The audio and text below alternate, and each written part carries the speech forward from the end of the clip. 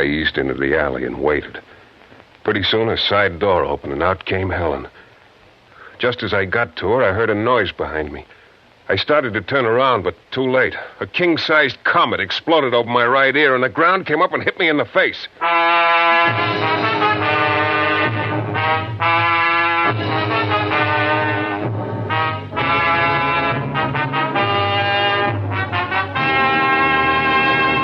The New Adventures of Michael Shayne, Private Detective. Michael Shayne, reckless, red-headed Irishman, back again in his old haunts in New Orleans. This is your director, Bill Russo, inviting you to listen to another transcribed episode, which we call The Case of the Gray-Eyed Blonde.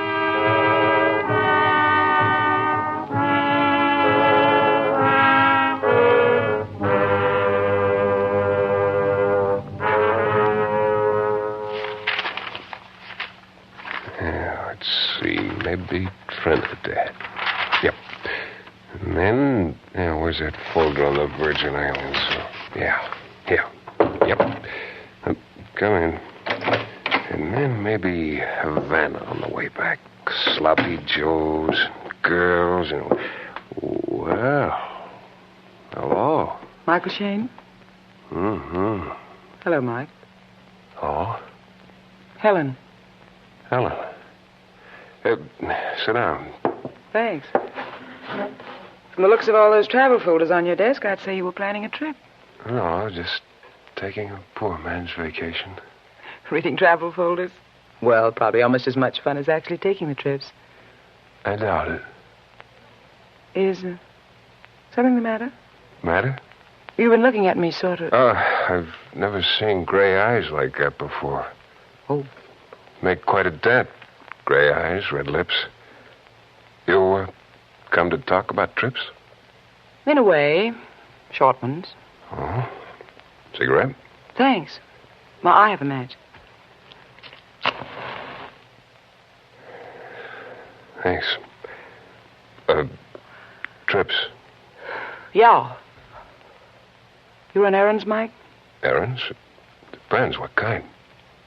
Well, I made a mistake quite a while ago, Mike. Big mistake. I've been paying for it ever since. Regularly. Blackmail? Mm-hmm. One more payment, the account's closed for good. So? So, I want you to make that last payment for me. Tonight. Just for my own information, Helen, you're not by any chance asking me I'm not asking you to kill anyone, Mike. That's good to know. No, this is all on the up and up. Here are 2 envelopes. The instructions are in this one. Instructions? Yeah, where and how you're to meet the man you're to meet. Uh-huh. When you do meet him, you hand him this other envelope. In return, he'll give you a small package. You bring that back to your office. I pick it up here. How would I go about getting in touch with you if anything went wrong? Well, I don't expect anything will, but in case of emergency, try my hotel. The Donna. I just remembered a charge I might have to make in this particular case. Oh, what is it? It might be for you to have dinner with me or something. Dinner, or something might be arranged, Mike. You'll take the job? Sure, why not? I'll pay you $100. I'm sure you'll earn every penny of it.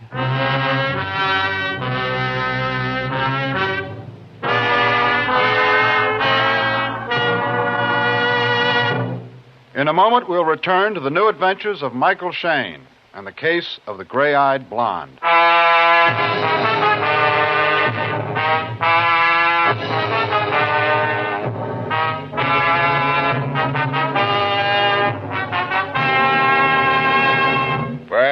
Maybe it was those gray eyes of Helen's. I don't know. At the time, there was something awfully compelling about them. Plus everything else about her, from her honey-colored hair to her alligator sling pumps.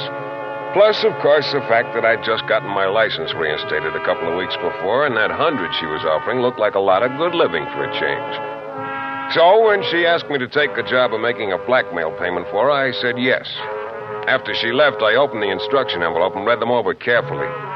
They were so thorough, I knew whoever this guy was, he wanted to be awfully sure he had the right party. I arrived at the indicated corner of Barrack Street 10 minutes before midnight, 10 minutes early. The street was deserted except for a little red and white peanut wagon that a small olive-skinned gent was pushing down the street toward me. When he got to me, he stopped. A peanut, senor? No, thanks. They are fresh, senor. You're working kind of late, aren't you? Si, senor. These peanuts, senor, they are the best. Tell me, you seen anyone around here in the last 10 minutes? A man? Oh, you are looking for someone? Yeah, in a way. Then perhaps while you wait, senor, some peanuts. No, not now. Thanks. He gave me a very unhappy stare and then shrugged his shoulders and pushed his cart around the corner and out of sight. I started walking down the deserted street. My footsteps echoed on the pavement. It was darker than I thought it would be. No streetlights in this section. I kept trying to look over my shoulder, but I couldn't see anything. I knew that somewhere in that block somebody was supposed to tap me on the shoulder, and I was wishing he'd hurry up and get it over. I was almost at the end of the block now. Still, nothing had happened. The building ahead of me on the corner was getting some work done on it. They had the front boarded up and had a boardwalk in place of the sidewalk. The street side of the boardwalk was boarded up, too. It was like a tunnel. I took a few steps into the pitch-black tunnel and stopped. Something started bothering me. For a moment, I couldn't figure out what it was, but then I got it. Somebody was in that boarded tunnel with me. Before I could do or say anything, a hand slid across my mouth, and I could feel the muzzle of an automatic against the side of my neck. Brilliant boy that I am, I got the idea that mum was a word. Then the hand left my mouth and slid down and started going through my pockets. Pretty soon it came to the envelope I was supposed to deliver. It patted the envelope and slipped it back into my pocket. Well, that I didn't get at all. Then the gun pressed a little harder onto my neck. I suddenly knew that his finger was tightening on the trigger. I dove for the ground, the gun went off. A red-hot poker seared the top of my head, and then blackness.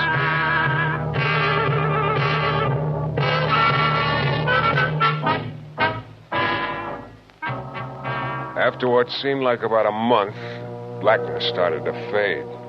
It faded still more, started turning to white. I knew I was in a hospital. Then I spotted some bars across the windows, and I got a strong hunch it was the receiving ward of the prison hospital. I tried to open my eyes more, which was pretty hard to do because my head at this point felt like two little men were playing ping pong with a hunk of hot lead. But I did manage to see someone bending over me. It was Police Inspector Lefevre. You're not going to die after all, What odds could I get? You were lucky. Just got creased. That's lucky. Looks like you had a little argument with your sidekick. Pretty one-sided argument. Look, Inspector, maybe you wouldn't mind telling me what this is all about, huh? That's funny, Shayne. I was just going to ask you that. Huh? Mr. Graber, will you step in here now, please? Yes, Inspector? Mr. Graber, I want you to take a good look at this man. He the one? I can't be sure. He might be. It might be what? Look, I'm the one that got shot in the head, if that's... Just a minute, Shayne. I'm going to tell you something you might possibly already know. At this point, what I know is just a drop in the bucket of what I don't know. Mr. Frank Graber here is a vice president of the South Atlantic Exporting Syndicate. Ever hear of him? Yeah, they shipped to Cuba, South America, lots of places. I did some work for them last year. Yeah, I know. What's that got to do with... Coming to that. Day before yesterday, there was an unusually large deposit to be made. So large that Mr. Graber here himself started out with it. Something like $60,000, wasn't it, Mr. Graber? 62. In $1,000 bills. Yeah. Well, Mr. Graber never... Suppose you tell him what happened, Graber. Well, I went out the back door of the office building, and it wasn't until I opened my car door that I saw the man sitting inside. Had his hand up to the side of his face so that I couldn't get a clear look at it. But in the other hand was a gun. He forced me to drive down near the river, made me get out of the car and go into an abandoned warehouse. There he hit me over the head with his gun and took the money. That's too bad. But outside of welcoming you to the Battered Heads Club, I still don't see that what... That guy could have been you, Shayne. What do you mean? We found one of those $1,000 bills in an envelope. In your pocket.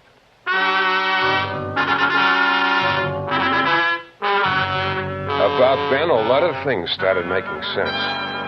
Why that guy in the dark wanted to be sure the envelope was in my pocket before he tried to kill me. Yeah, it looked like somebody was very interested in having me found dead with some of that robbery dough on me, thus getting me elected as chief suspect. But I knew it was going to be a tough story to sell the inspector. He ushered Graber out of the room and then came back and stood beside the bed, slowly shaking his head. Oh, I don't get it, Shayne. Not 3 weeks ago, you were telling everybody what a good boy you were going to be if you could just get your license back. So they give you your license back, so here you are, right in the middle of something that smells to high heaven. Look, Inspector, I'm going to give it to you straight. It was a frame. No sale, Shayne. Believe me, it's the truth. A girl named Helen... Yeah. Oh, I know it sounds phony, but it happened. She gave me a song and dance about hiring me to make a blackmail payment for her. But what she really wanted, she and her boyfriend, I guess, was to have me found dead with some of this dough on me, thereby taking the heat off. I suppose you can back up your story by producing this girl. I can try. Still not buying. Look, Inspector, I've always cooperated with you. Yeah, well, that's the only reason I'm even listening to you. So now I need a break, a big one. You can give it to me. The only thing I can give you is time. And not much of that. How much? Well, my next way out. I know that. You're not exactly alone, though. Well, it's 7 a.m. I'll give you until 10 o'clock tonight. Huh? Tonight? Have a heart. That doesn't give me... I said 10 o'clock tonight. Make it midnight, then. 10. Okay, 10 o'clock tonight. And Shayne. Yeah? That's it. One way or another. Funny thing about the inspector. He always meant just exactly what he said. So I had something like 15 hours to find one woman in a city as big as New Orleans. A beautiful woman with gray eyes who'd almost done a very neat job of fitting me for a coffin. I lost 2 of those 15 hours getting part of my strength back and talking the doctor into giving me my pants. The only thing I had to go on was what Helen had told me about reaching her at the Hotel Donna. The desk clerk there remembered her just as soon as I mentioned the gray eyes. Oh, yes, sure. Let's see. Helen Collier she was registered under. Not bad. No, not bad at all. Was registered? Yes, checked out first thing this morning. About 6, I guess it was. No forwarding address, huh? No, asked her, but she said none. Well, thanks anyway. Might ask one of the cab drivers out front. Yeah, I'm going to. Thanks.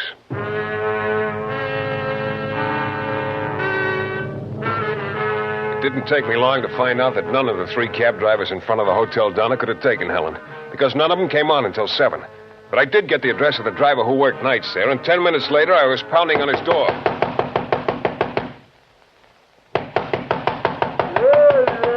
Cover. What do you want? Are you Joe, the cab driver? Yeah, why? You have a fare this morning about 6? You woke me up to ask me that? Beat it. Hey, come on, Joe. Open up. Look it, friend. I don't know who you are, and it's just the way I want to keep it. Now, suppose you... I'm not leaving until I get an answer from you. A girl about 5'4", gray eyes at the Hotel Donna. Where'd you take her? I don't know what you're talking about now. Beat it. Get your foot out of the door. Okay, we'll go inside. Hey, what's the... Now, look. The more you talk, the more I'm convinced you did take her somewhere. Now, open up. I've been through too much on account of that Look, I gray tell you, eye. I don't know what you're talking about. If you're trying to cover for you, you're making an awful big mistake, Joe. A mistake that could put you behind bars. She paid you to keep your mouth shut, huh? Okay, here's 10 to open it. Look, from a friend. Be smart. Keep out of this deal. It's too late, Joe. Here's the 10. Open up. I got more than that for promise. Look, I haven't got all day, and 10's all you get. Maybe that's too much. Maybe I could beat the answer out of you and save myself a 10 spot. Now, which is it going to be? Okay. All right, now, you picked her up at the Hotel Donna at 6 this morning. Yeah. Where'd you take her? From a friend. Let me give you a tip. Don't hold your breath till you see her again. What do you mean? Where I took her was the airport.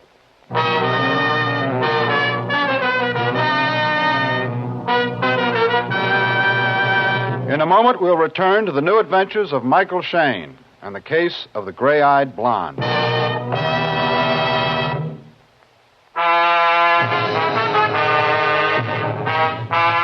It all started when a gray-eyed blonde named Helen hired me to make a blackmail payment for her. Only I found out too late it was a frame. I got shot in the head and woke up and found myself accused of a $62,000 robbery and was given just 15 hours by Police Inspector Lefevre to find Helen and clear myself. So far, all I'd found was she'd left the Hotel Donna at 6 that morning to go to the airport. Well, I was out there now talking to all the ticket clerks. Finally, I found one who remembered her. Oh, yes, surely. Those eyes of hers would be hard to forget. Well, which plane did she leave on, do you remember? Let's see. New York, No, that wasn't it. Come on. Try to remember. Now, wait a minute. Oh, I remember now. Don't tell me it's that plane that's taking off out there. No, she didn't leave at all. What? No, bought a ticket to Havana. Midnight plane. Tonight. Well, at least I knew she was still in New Orleans. Of course, finding her would be something else again. And then I got an idea, a long shot maybe.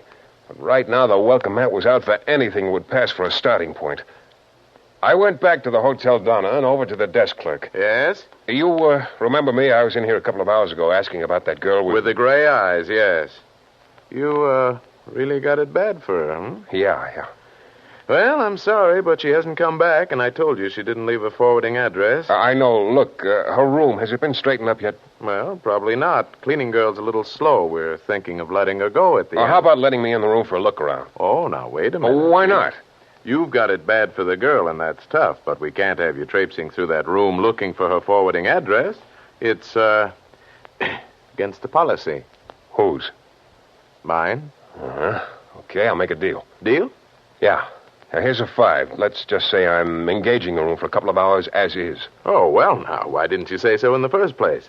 Here, I'll get the key.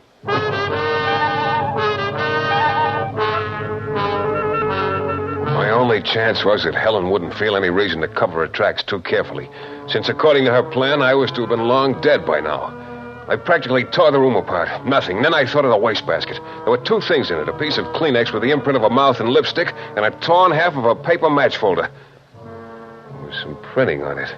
All I could make out were the first 2 letters, R.A., and below was the word cocktails, the name of a bar, and possibly, just possibly, a hangout of Helen's where she might be passing time and keeping under cover until that midnight plane to Havana. Oh, but which bar was it? How many of them started with R.A.? My guess was quite a few. But it didn't matter how many. I had to try all of them. I went back to my office. That was a mistake. I dropped into my chair and propped my feet up on the desk. That was a big mistake. I figured I'd just rest a few minutes before I started out. That was a bigger mistake. I closed my eyes. That was my biggest mistake.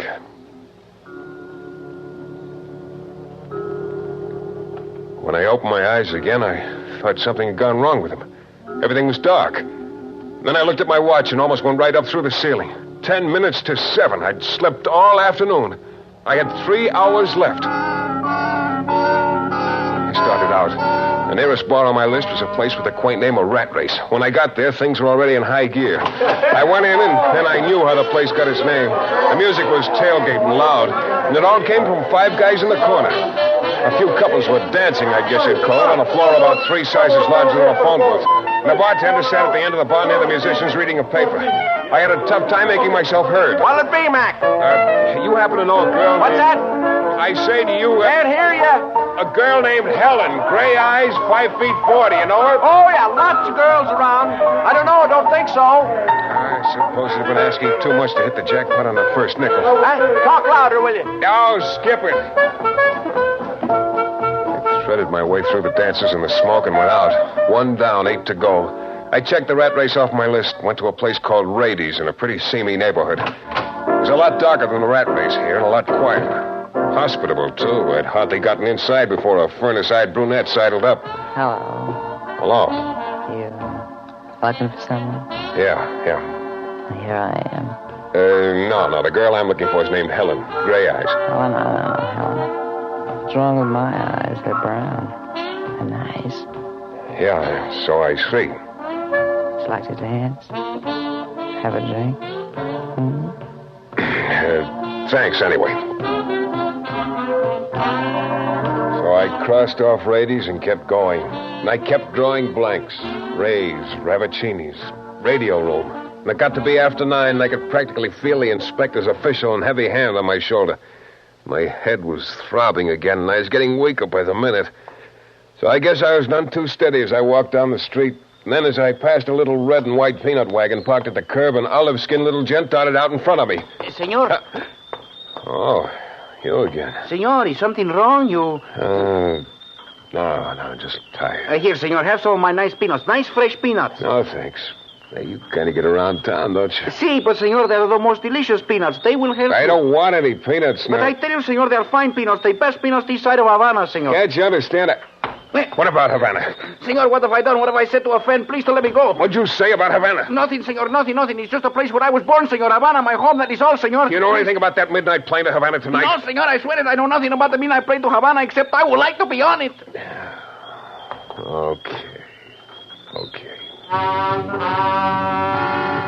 let go of him, and he darted around to the other side of his wagon. I staggered on down the street. I still wasn't sure whether he'd been trying to tell me something or not. I didn't have time to figure it out.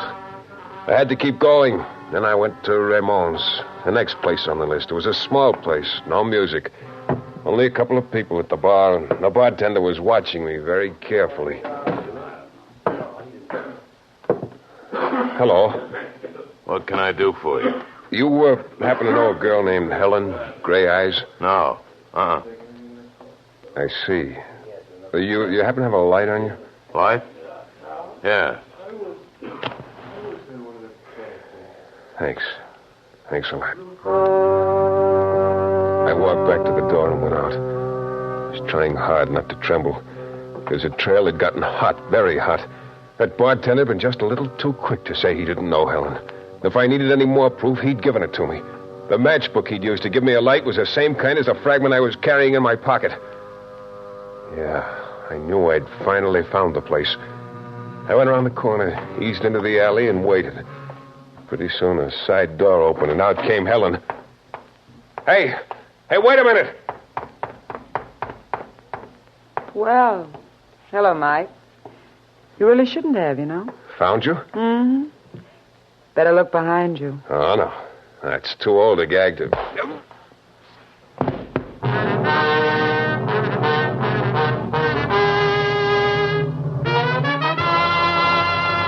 In a moment, we'll be back with a thrilling climax to tonight's Michael Shayne adventure. I guess the business of one thing canceling out another is true. That hit on the head sort of blotted out the throbbing of the wound. And when I came to and found myself lying on the floor in a little room, my head was a lot better than I'd figured. Numb, I guess. I could hear voices. Two of them. Stupid things to do. I told you to And stay suddenly away. they began registering. I couldn't help it, Helen. I had to see you. Well, it's a good thing I did, too. Shayne was almost ready to grab you when I hit him just now. It's all your fault anyway. Why didn't you finish the job last night when you had him on the boardwalk? I tried Wait a to, minute. Helen. Oh, he's coming to. Yeah, I've come to. So, the trustworthy vice president, Mr. Frank Graber, is the big boy of the deal. Now, you shut up, Shayne. Might get an argument as to who the brains really was, Mike, but it doesn't matter now. Pretty neat. Graber walks off with the money and tells the police a fairy tale about being robbed. Then the two of you nominate me for the fall guy. Graber's supposed to kill me, so I'll be found with some of the dough and therefore become the chief suspect. Only Graber misses. Figured it all out, didn't you, Mike? Well, Frank, I guess there's only one thing to do. Yes. And I knew what that one thing was. I knew I had to think fast and act fast to prevent that one thing from happening. If I could just divert their attention from me long enough for a dive at the window or door. And then I thought of something. Something that might possibly take their minds off me for just a second. Come on, Frank, get it over with. I suppose you've told Graber about that plane ticket, Helen. What? To Havana on the midnight plane. What ticket? Why, he doesn't know what he's saying, Frank. No, wait. What ticket? Don't you see, he's just trying to upset you. You bought a ticket on the midnight plane to Havana. Frank, I didn't... You were going to run out on me. Oh, don't be silly. You silly. were going to take all that money and run out on me. That's not true. I told you I wasn't. I guess I knew all along, Helen. Only I just wouldn't face it.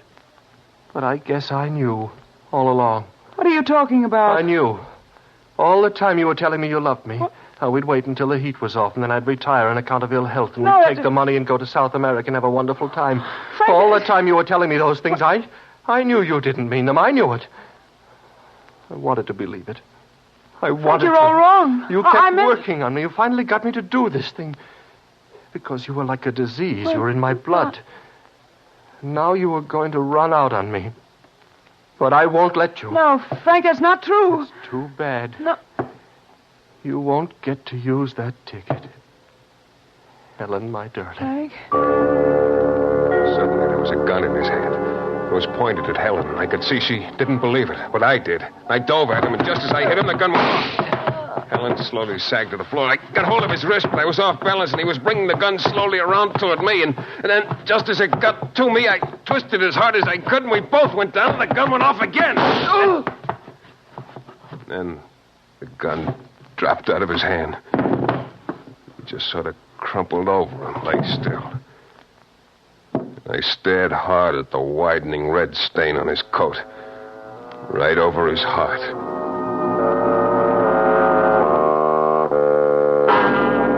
Well, I got a call through to the inspector right away, and he sort of took over from there.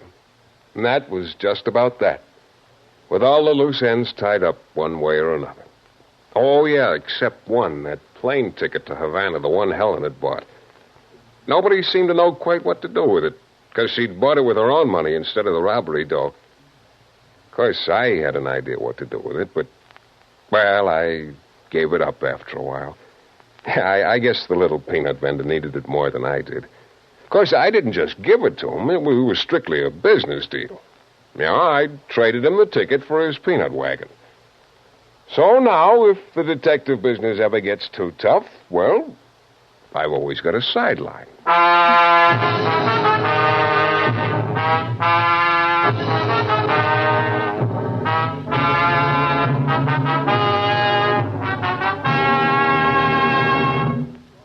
This is your director, Bill Russo, again. Our story is based on characters created by Brett Halliday. The music is composed and conducted by John Duffy, and Michael Shayne is portrayed by Jeff Chandler. The New Adventures of Michael Shayne is a Don W. Sharp production, transcribed in Hollywood. Next week, you'll hear Michael Shayne in another thrilling adventure from the mysterious and colorful New Orleans.